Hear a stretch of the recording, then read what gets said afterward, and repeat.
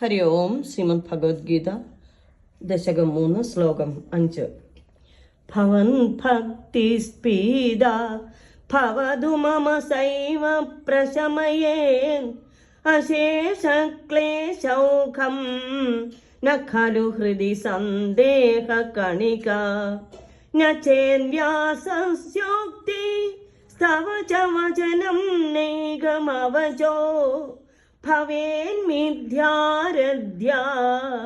പുരുഷവചന പ്രായമഖിലം. ശ്രീഹരേ നമ.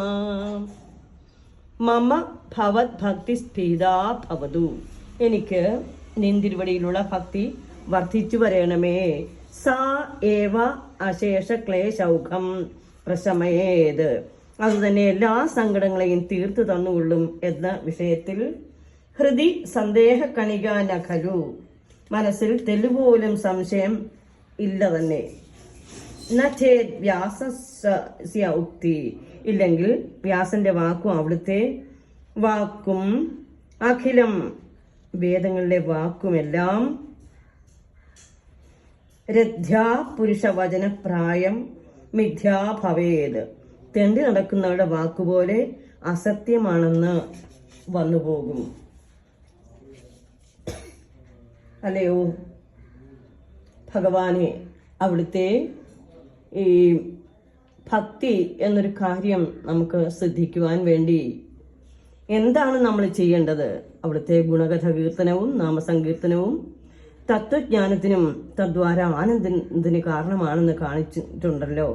അപ്പോൾ എല്ലാ വേദങ്ങളും പറഞ്ഞിരിക്കുന്ന പോലെ അവിടുത്തെ ഭക്തി ഞങ്ങൾക്ക് ഞങ്ങളെ അനുഗ്രഹിക്കണമേ ഭഗവാനെ. അവിടുത്തെ ഭക്തി ഒന്നുണ്ടെങ്കിൽ മാത്രമേ ഈ സംസാരക്കടലിൽ നിന്നും രക്ഷപ്പെടുവാൻ സാധിക്കുന്നുള്ളൂ.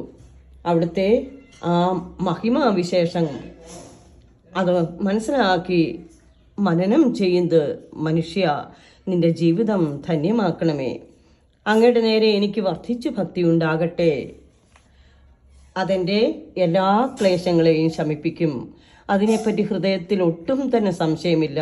അങ്ങനെ അല്ലെങ്കിൽ പുരാണകർത്താവായ വ്യാസന്റെ വചനങ്ങളും അങ്ങയുടെ ഉപദേശങ്ങളും വേദവിരുദ്ധങ്ങളായ വാക്കുകളും എല്ലാം തന്നെ അന്ധന്മാരുടെ വാക്കുപോലെ അസത്യമായി ഭവിക്കും.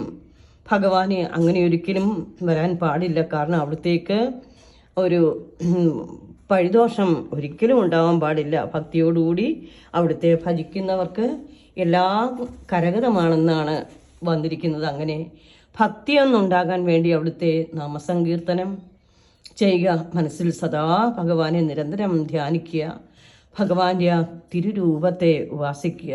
അങ്ങനെയൊക്കെ ചെയ്യാൻ ഉള്ള ഒരു ഭാഗ്യം, അതിനൊരു സമയം, അതിന് എനിക്ക് ഒരു മനസ്സും എൻ്റെ മനസ്സിൽ അവിടുത്തെ പ്രതിഷ്ഠ അവിടുന്ന് തന്നെ നടത്തിക്കൊണ്ട് എനിക്ക് വേണ്ടതായിട്ടുള്ള എൻ്റെ വഴികളെയെല്ലാം നയിച്ച് ഭക്തി തന്നാലും ഭഗവാനെ.